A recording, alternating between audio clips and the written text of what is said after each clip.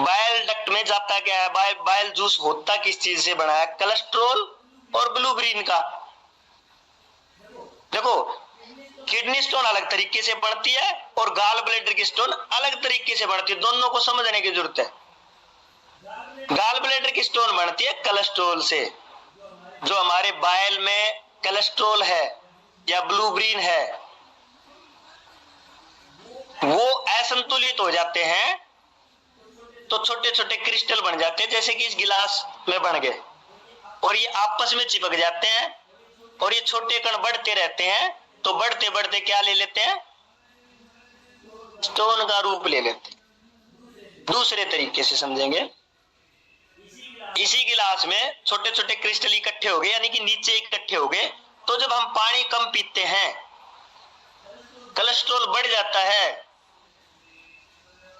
ब्लूबिन बढ़ जाता है, और अच्छे से हमारा जो पित्ताशय वो सिकुड़ नहीं पाता। यानी कि देखो, आज हम फास्टिंग पे है, बहुत सारी महिलाएं फास्ट करती है शरीर को ठीक करने के लिए, लेकिन लंबे समय तक फास्ट करने से किडनी स्टोन होती है, पित्ताशय की पथरी होती है जी।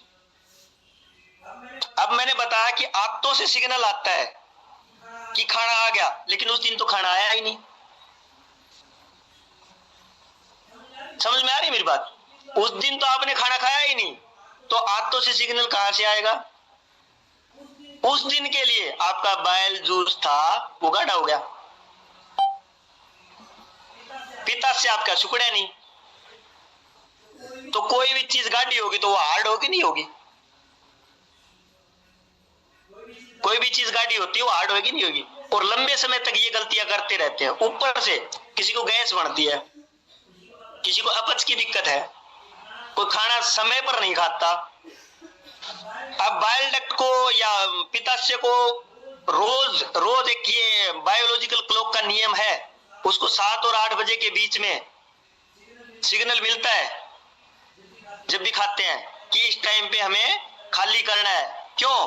क्योंकि लीवर 3 से 5 बजे या 3 से 5 बजे तक जो उसका काम है ना, उसको निपटा देता है। लीवर अपना बाइल जूस बना के वो निपटा देता है, क्योंकि सुबह खाना होता है और वो पित्ताशय से पित्त रिलीज करने होते हैं। लेकिन हम रात को कितने बजे खाते हैं? एक बात और समझो, जो रात को बे टाइम खाते हैं, इस सेशन में आके जो मैंने सुधार करे ना, वो आप लोगों को बता रहा हूं, अपना अनुभव बता रहा हूं। मैं कोई डॉक्टर नहीं हूं, न कोई मैं मेडिकल एम कर रहा हूं, लेकिन मैंने पथरी को क्योर किया, 12 mm की पथरी को। कोई मेडिकल एम नहीं करता। लीवर को भी टाइम चाहिए पित्तरस बनाने के लिए। जो लेखा जोखा पावर हाउस है हमारा लीवर है, और यही सारा लेखा जोखा करके अंत में पित्तरस बनाता है कि इस शरीर को इतने पित्तरस की जरूरत है, ये इस तरह की चीजें खाता है, उसको इतना प्रोटीन खाता है, इतना फैट खाता है, उसको तोड़ने के लिए इतने पित्तरस की इसको जरूरत है। और हम खाना खाएंगे 9-10 बजे, कम से कम भी 6 घंटे चाहिए लीवर को खाने और उसके बीच में काम करने के लिए, लेकिन आराम करने के लिए भी कम से कम 3 घंटे चाहिए। और हम खाते रहते। मान लिया मेरी नाइट ड्यूटी है, मैं 3 बजे आया, 3 बजे लीवर का काम शुरू होता है और मैंने 3 बजे आके खा लिया। जो पावर पित्तरस बनाने में लगनी चाहिए थी, वो पावर कहां चली गई? खाना पचाने में, आंतों की तरफ। जो एनर्जी पित्तरस बनाने में लीवर को लगानी चाहिए थी, वो लगा दी आंतों में खाना पचाने के लिए। तो पित्तरस कहां बढ़ा? फिर इंडाइजेशन की दिक्कत होती है, अपच की दिक्कत होती है, खाना पचता नहीं, फिर सड़ता है। चलिए जी आगे चलते हैं, अपना अपना फ्रेश पानी पीते रहे। और धीरे धीरे जैसे हम फैटी चीजें खाते जाते हैं, इसका असंतुलन हो जाता है। तो कई बार मोटापे की वजह से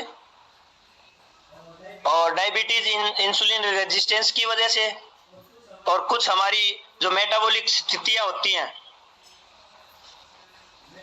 मेटाबॉलिज्म स्लो है, उससे भी गॉल स्टोन हो सकता है।